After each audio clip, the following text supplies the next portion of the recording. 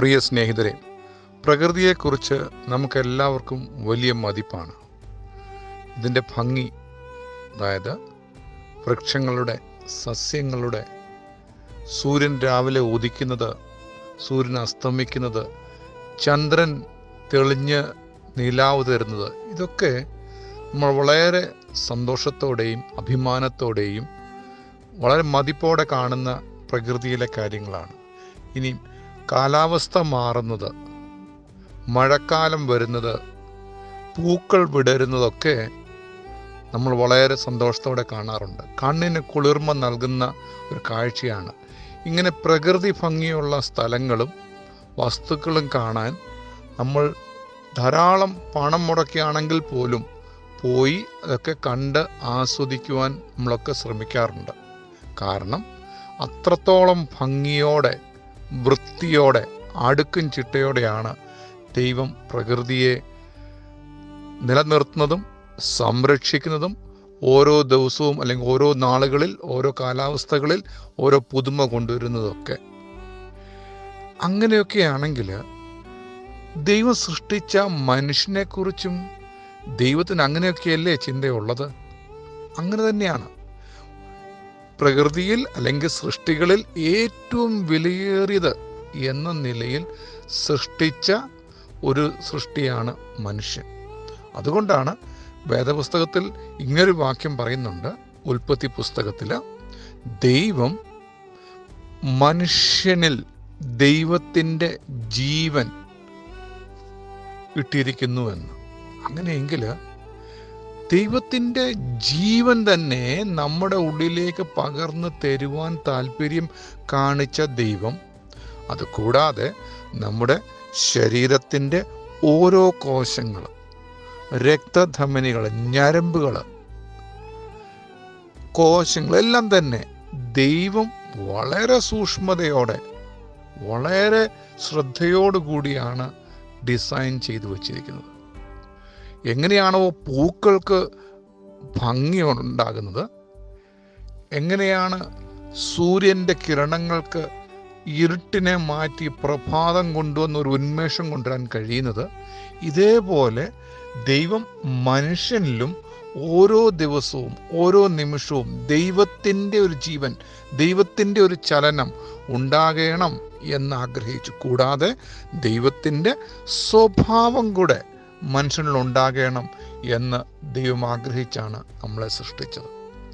അങ്ങനെ തന്നെയാണ് നമ്മൾ പലപ്പോഴും, പക്ഷേ നമ്മുടെ ജീവിതത്തിൽ ഉള്ള സ്വഭാവങ്ങളോടൊപ്പം ദൈവിക സ്വഭാവങ്ങളോടൊപ്പം ലോകത്തിൻ്റെ സ്വഭാവം കൂടെ, തിന്മയുടെ സ്വഭാവം കൂടെ, ഇരുട്ടിൻ്റെ സ്വഭാവം കൂടെ വരുമ്പോൾ ഈ വെളിച്ചത്തിൻ്റെയും ദൈവത്തിൻ്റെയും സ്വഭാവങ്ങളൊക്കെ മങ്ങിപ്പോകുന്നോ എന്ന് നമുക്ക് തോന്നിപ്പോകും. പക്ഷേ സംഭവിക്കുന്ന യാഥാർത്ഥ്യം എന്താണെന്നറിയാമോ? നമ്മൾ വെളിച്ചം മാറി നിൽക്കട്ടെ എന്ന് നമ്മൾ തീരുമാനിക്കുമ്പോഴാണ് ഇരുട്ട് വന്നു കയറുന്നത്. അല്ലെങ്കിൽ ഇരുട്ട് വന്നു കയറട്ടെ, ഇരുട്ടിൻ്റെ സ്വഭാവം എനിക്ക് ഉണ്ടാകട്ടെ എന്ന് ഞാൻ ആഗ്രഹിക്കുമ്പോഴാണ് വെളിച്ചത്തിന് പ്രവർത്തിക്കുവാൻ നമ്മൾ അവസരം കൊടുക്കാതിരിക്കുന്നത്. അതുകൊണ്ട് വെളിച്ചം പ്രവർത്തിക്കണം.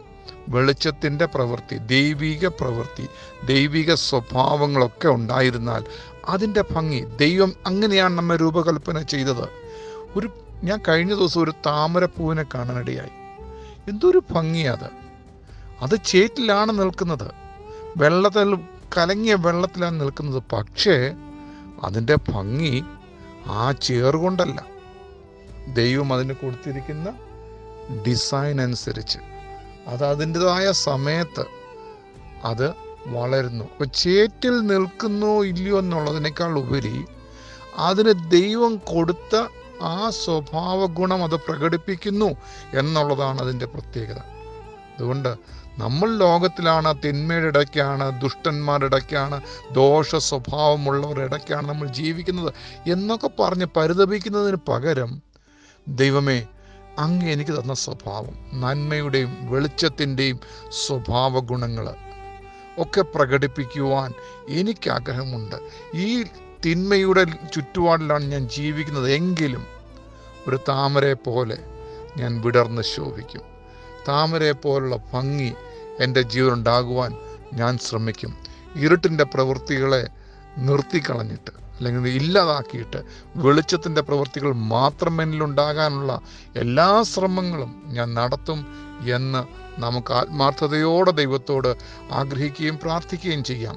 ദൈവത്തിൻ്റെ ആത്മാവ്, ദൈവത്തിൻ്റെ ജീവൻ നമ്മുടെ ഉള്ളിൽ അതിനുള്ള മാറ്റങ്ങൾ വരുത്തി നമ്മളെ നിശ്ചയമായിട്ടും സഹായിപ്പാനിടയാകും. അതുകൊണ്ട് ദൈവത്തോട് വിളിച്ചപേക്ഷിക്കുന്ന ഏവർക്കും ദൈവം സമീപസ്ഥനാകുന്നു. സത്യമായി തന്നെ തന്നോട് വിളിച്ചപേക്ഷിക്കുന്ന ഏവർക്കും എന്ന് തന്നെ അവരുടെ ദുഃഖങ്ങളിൽ നിന്ന്, പ്രയാസങ്ങളിൽ നിന്നൊക്കെ വിടുവിക്കുവാനും സന്തോഷത്തോടെയും സമാധാനത്തോടെയും നമ്മെ നിലനിർത്തുവാനും ദൈവം ആഗ്രഹിക്കുന്നത് കൊണ്ട് നമുക്ക് ഒരു കൊച്ചു കുഞ്ഞിനെ പോലെ നമുക്ക് നമ്മുടെ പിതാവിൻ്റെ അടുക്കൽ ചെന്നിട്ട് പിതാവിൽ നിന്ന് പ്രാപിക്കേണ്ട അനുഗ്രഹങ്ങൾ പ്രാപിച്ച് ജീവിപ്പാൻ ദൈവം നമ്മെ സഹായിക്കട്ടെ.